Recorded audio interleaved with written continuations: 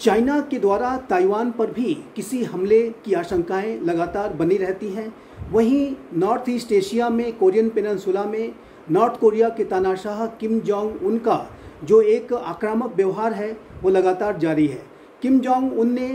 लगातार अपनी ballistic missiles का परीक्षण किया है। वो अपने न्यूक्लियर वेपन्स के नए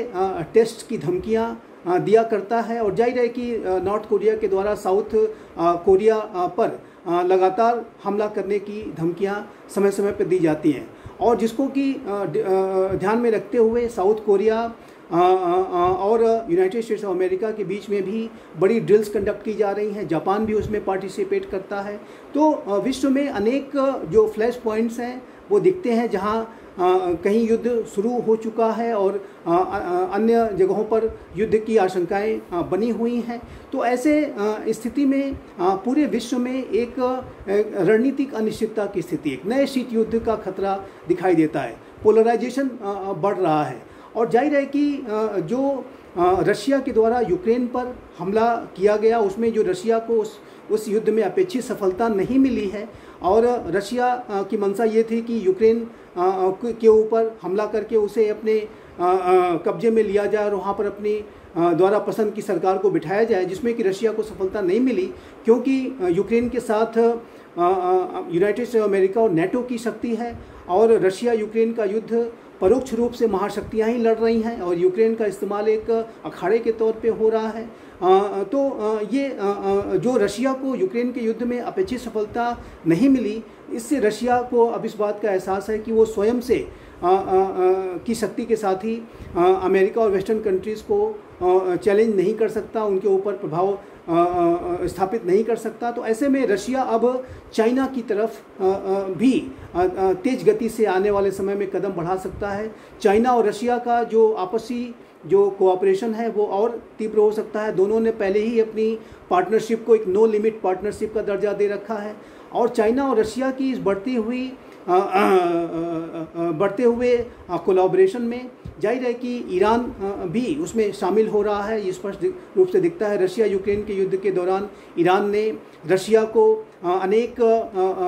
ड्रोन्स प्रोवाइड कराए हैं जिसका कि इस्तेमाल रशिया यूक्रेन में कर भी रहा है, कामिकाजी ड्रोन्स, शाहिद ड्रोन्स। और वहीं ऐसी रिपोर्ट्स हैं कि नॉर्थ कोरिया के द्वारा भी ईरान को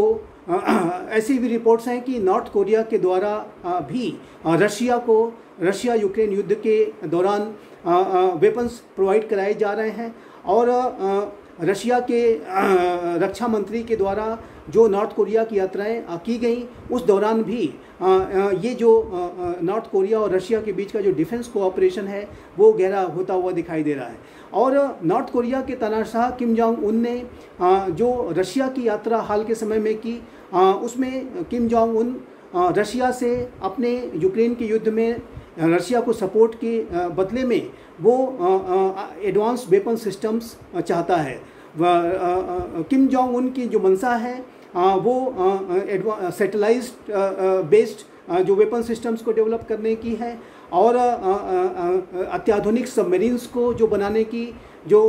नॉर्थ कोरिया की तानाशाह की जो महत्वाकांक्षा है उनको पूरा करने के लिए वर्तमान समय में नॉर्थ कोरिया रशिया के साथ अनेक तरीके के प्रस्ताव रख सकता है और जिस पे कि रशिया उसके साथ कोलैबोरेट भी कर सकता है। तो ऐसे में आने वाले समय में स्पष्ट रूप से दिखता है कि चाहे जो China, Russia, Iran, north Korea, Syria, Belarus जैसे राष्ट्र एक खेमे में आ सकते हैं, वहीं दूसरी तरफ यूनाइटेड स्टेट्स ऑफ अमेरिका और उसके जो एलाइज हैं और उसके जो कुछ पार्टनर्स हैं वो एक खेमे में जा सकते हैं और एक नए शीत युद्ध की स्थिति बनती हुई दिखाई दे रही है जो कि निसंदेह अंतर्राष्ट्रीय समुदाय के लिए चिंता का विषय साबित हो सकती है। इस तरीके की जो प्रतिस्पर्धा है, इस तरीके की वर्चस्व की प्रतिद्वंदिता है और जाहिर है कि महाशक्तियाँ अति महत्वाकांक्षी व्यवहार करते हुए जिस तरीके की पॉस्चरिंग कर रही हैं उससे अंतर्राष्ट्रीय समुदाय में ये जो रणनीतिक अनिश्चितता है और अधिक गहरी होगी, सप्लाई चेन्स प्रभावित होंगी और जाहिर है कि एक विश्व में जो शांति, सुरक्षा, स्थिरता और संपन्नता के लिए वातावरण होना चाहिए वो जाहिर है कि ऐसी स्थिति में अनुकूल नहीं होगा और ये पूरी मानवता के लिए निसंदेह एक बेहद चिंताजनक स्थितियां पैदा करेगा।